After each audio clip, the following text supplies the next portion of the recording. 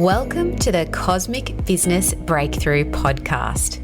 I'm your host, Sophia Pallas, and this podcast is for soulful entrepreneurs who want to harness the cosmic power of astrology to elevate their message, unlock flow, and attract their best clients ever.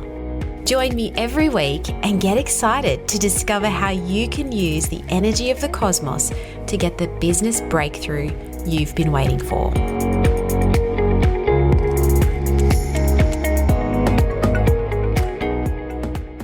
Welcome back. As you know, this podcast is all about business astrology. And so far, 60 episodes in, and we haven't specifically talked about analysing a business astrology chart. So why is that? Well, I believe before you can dive into the astrological energy of your business, you first need to understand what you as the CEO or leader of that business brings to the table. Because most of the people I work with are online entrepreneurs with a personal brand, we always look to you as the entrepreneur first. Your energy, your style, your needs. Then we look to see what the business is telling us. But today, we're going to go there. We are going to unpack how to set up a business astrology chart and what that might be telling you about your next steps in business. But before we dive in, it's important to know that business astrology, in quotation marks, business astrology is really just knowing astrology and business. It's not necessarily a whole different process. However, we do take slightly different meanings from the planets and the houses in the chart when we're looking at a business rather than at a person's natal chart. Some people have said a business chart is kind of like a person's chart but without a soul. I would argue that as our creations, our businesses are infused with some of our soul or our spirit or some of us. And this is what we will draw out through the process of looking at your business's chart. Okay, so let's unpack a few things you need to know about working with a business chart. You still need to know the time, date, and place of quote unquote birth of your business. So this is like the point of creation of your business. For some people, this can be a little bit tricky, but I'd encourage you to get creative with this and intuitive with this process if you need to, if you don't have a set date and time for when your business became a thing. An easy example of knowing a business inception date is when you incorporated as a company. So, for instance, I had been running my business as a sole trader for 5 years before I decided to change to a company structure. So now I use the date my company was set up as my business's birth chart. And this works really well because for me, that date feels symbolic. It feels like the day that my business formed into the business that I want it to be moving forward. It formed into this astrologically informed business, whereas it wasn't before that. So that date works really well for me in terms of my business astrology chart. For you, you might want to consider the true birth date of your business as being something like the day you launched your website, the day you registered your business name, the day you had your first paying customer, or the day you set an intention to create the business, or maybe you had a meeting to set up the business. Like maybe you have this written down in a journal somewhere. You know, it doesn't necessarily have to be the official day that, you know, your company was created, especially if you don't have a company structure. When it comes to the time your business was birthed, you may know this, and in some countries, companies are always incorporated at a certain time of day. For instance, I think in the UK, companies are incorporated at midnight. But if you don't know the exact time and there is no set time for this, you can use 12 p.m. or noon as the birth time. And part of the reason why that works well in a company chart is because it puts the sun on the midheaven, or it puts the sun in the 10th house. So the sun is in that public reputation sector of the chart, which works well for a business chart. You could use business hours. You could use the time the contract was signed. It could be the time you wrote it down in your diary. You can use the time that feels intuitively best to you. That's why I say be a little bit creative, be a little bit intuitive with this process, because, it's not the same as birthing a baby, right? It's a little bit different. And sometimes there are different points of beginning in our business, and it's a matter of choosing which one feels the most powerful moment to you. So the important thing is to lean into that intuition, which option feels most correct. And you're going to get some great insight from whichever option you go with. Some people run multiple business charts, and even with big companies that have been established for years, people might have conflicting information on those companies and when they started, and you may need to run several charts and see how it works and whether it reflects things that have happened in that company's lifetime and that kind of thing. But you're going to need to use your intuition. Unless, of course, you planned the precise moment of this business and elected the date with an astrologer, which is an awesome thing to do, and you can do that. I know I have used astrology to elect dates for signing contracts, although I did not use it for the date that I set up my company because I forgot to tell my accountant that I was going to pick a date. And so she went ahead and got the paperwork sorted and set the date anyway. And as it turned out, I think that was the best date for my company to begin to exist. But probably I would have liked to give it a little more thought. And within reason, you can elect a really powerful time if you're proactive about it. Okay, now that's out of the way. Once you have the day, time and place, your business was established, you need to set up the chart. Now, I have a video that shows you how to set up a chart on astroseek.com. It's over on my YouTube channel, so go and check that out after you listen to this. I will include the link in the show notes, but basically a business chart is set up the same way you would set up a person's chart. I would be particularly pedantic about using whole sign houses personally for a business chart, particularly when you don't know the exact birth time of the business, because it'll be able to be worked with in a much easier way if you use whole sign houses than if you try and set it up in a different system that makes the time of birth really important. In my little YouTube video, I talk about how to set it up using whole sign houses anyway. That's all there for you. Then let's talk about what you're looking for in this chart to give you some ideas about your business. The sun's placement in your business chart is going to be where the business shines and where it's most likely to take risks and be bold. In a company chart, or even if you're doing the chart on your sole trading business, the sun also represents you as the owner or the leader of that business. Now, this doesn't mean that the sun in the business chart is going to be the same as the sun in your birth chart. It's a representation of you as the director of the work. So to use my own business chart as an example, my company was set up on June 2nd, 2022. So it has the sun in Gemini. Gemini is the sign of ideas, communication, writing, learning, teaching. So it indicates the owner of the company or the leader of the company does this kind of work, which I definitely do. My business literally sells words, ideas, and strategies. So it can also indicate the type of work the business is in.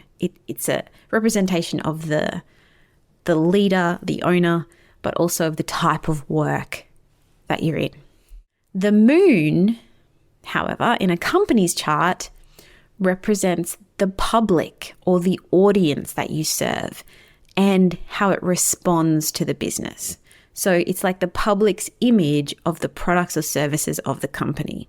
If the company has a strong and a happy moon placement, this can enhance the company's reputation. It can be considered to be more empathetic and caring and have a better connection with its audience. While a challenging moon placement might mean that you have a few issues with your messaging or with your public perception that need to be dealt with or managed or overcome. Now, Mercury. We've talked a lot about Mercury in the context of our own birth charts as being our communication planet. It is still the communication planet in business. It specifically represents advertising, copywriting, and the sales process in your business's chart. So this is a great place to look at when it comes to those things. Venus in a company chart is going to represent the ability of the business to collaborate and negotiate. It can also indicate the company's style or the business's style, how it presents itself to its staff or to its contractors.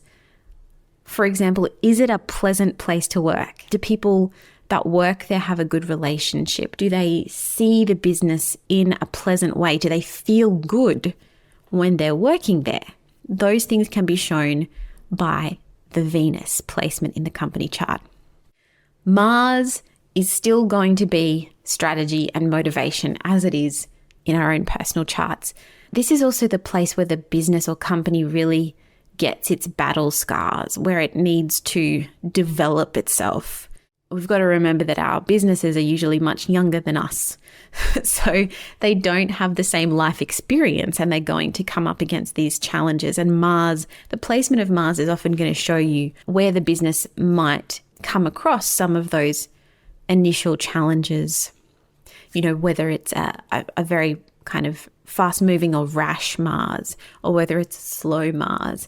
How does that play out in the company's decision-making processes and its strategy and motivation? Okay, moving to the outer planets. Now, Jupiter is about how much faith the company or its people have that it can grow and expand, because the planet Jupiter is all about growth and expansion, potentially abundance. And it's also about faith. So it's really about, do we believe that this company has potential? That's what the Jupiter in the chart is going to show us. It's going to show us its money-making potential, its potential for expansion. You're also going to look at the relationship between Jupiter and Saturn, because this is going to show us whether there's a good foundation on which to grow. So the relationship between those planets is going to show whether they work well together or not. And of course, Saturn is the structure of the company. Does it have endurance? Does it have that solid foundation? So that's a very important planet to consider in a business chart. And as I said, that relationship between Jupiter and Saturn is going to be really key to understanding the potential and the long-term success of the business. Once you've looked at the planets and potentially their relationship to one another, although that's a huge thing to look at, and I would definitely recommend you seek some assistance to dive into all of those planetary relationships, the aspects. But once you've had a look at the planets, got some understanding of how that is all playing out, it's time to look at the houses of the chart. Now, again, the houses of the chart are set up based on the time that we've said the business was born. But using whole sign houses, you don't necessarily have to be super specific. I mean, you have to be specific within 2 hours, because the first house will change every 2 hours. The rising sign will change every 2 hours. But if you can't decide on the time, I would go with a midday or a noon chart. That will give you the sun on the midheaven or in the 10th house, and you'll work out the rest from there. It's important to know that the meanings of the houses in a business chart are going to be slightly different than in a natal chart. They're similar, but they're different, because we are talking about an entity, not a person. So it's got a slightly different tone to it. For example, the first house of a person's chart is their personality, their persona, their body. In a company chart, the first house represents the business objectives. It's people and the company morale. It's more about how the entity, the business, presents itself rather than as how the person presents themselves. And therefore, it's a little bit bigger than what you're looking at when you're looking at your natal chart, or more encompassing is what I'm trying to say. Another example is the third house of the chart. In a natal chart, in a person's chart, the third house can represent your early learning experiences. It represents how you communicate, but it even represents your relationship with your siblings. Whereas in a business chart, it represents communication and the ways the business communicates with its audience. For example, in online business, that might be your email newsletters or your blog posts, like things like that. The fourth house in a natal chart represents the home, the family of origin, ancestry, all of that stuff. So in a business chart, it's going to be a bit different. And in a business chart, it represents the roots of the organization. It can also represent the company's investments or real estate holdings, or the tangible assets, even things like office space.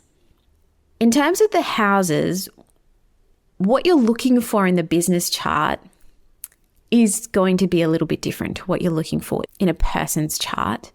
You're probably going to want to pay particular attention to what's happening in the second and eighth houses of the chart, as these are the money houses. This is where the business generates and manages its resources or deals with its financial responsibilities. This is where you find out how good the company is or what potential the company has for generating wealth, for dealing with that money, and for managing debt as well. So these are really good things to know. But importantly, don't stress if your business's chart doesn't have planets in those houses. That doesn't mean the business won't make money. Each house still has a planetary ruler, and that planet is going to play a role in how the business manages its finances, its resources, etc. A few final things to consider. Now, this has been just a very kind of surface level exploration of how to look at a business astrology chart. And I will take this deeper in future episodes. But I want you to know that no business chart is going to be 100% perfect or amazing. Just like a person, every business is going to have its strengths and challenges. And I don't think it's actually possible to set up a perfect chart. Even if you are electing the date, you're always going to be making a compromise somewhere, right? Because the planets are the planets and they're going to be doing their thing. But understanding your business chart is going to give you that extra layer of information when it comes to your long-term plans, as well as how you go about your marketing activities and what kinds of opportunities and activities are going to be the most impactful. And it's really great that you can look at it this way because it's going to help you conceptualize your business as a separate entity to you or from you, with its own motivations, its own objectives. And even though you've got your own personal brand, you've actually created a business that lives outside of you.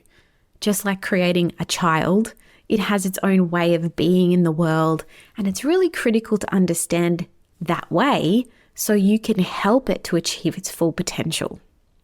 So this doesn't in any way take away from the work that you've done understanding your own astrology chart and your own entrepreneurial journey, which I think is always going to be the first port of call when you're doing business astrology.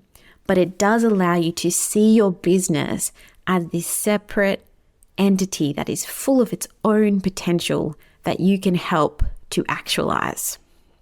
So if you want to dive deeper into understanding your businesses or your company's astrology chart, I would really encourage you to book a Cosmic Business Breakthrough call with me. We can unpack it all together to give you that clarity, those insights, into your next steps in business and understand how to fuse those insights with the ones that you have from your own personal chart.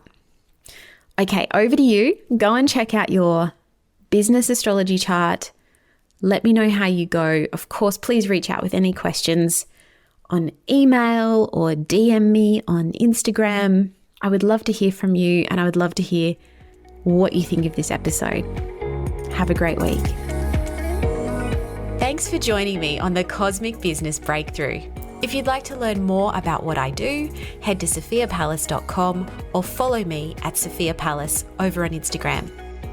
If you're listening on Apple Podcasts or Spotify, I'd love for you to take a moment and review the show if you found it helpful and share it with a few friends. Thanks again, and I'll speak to you next time.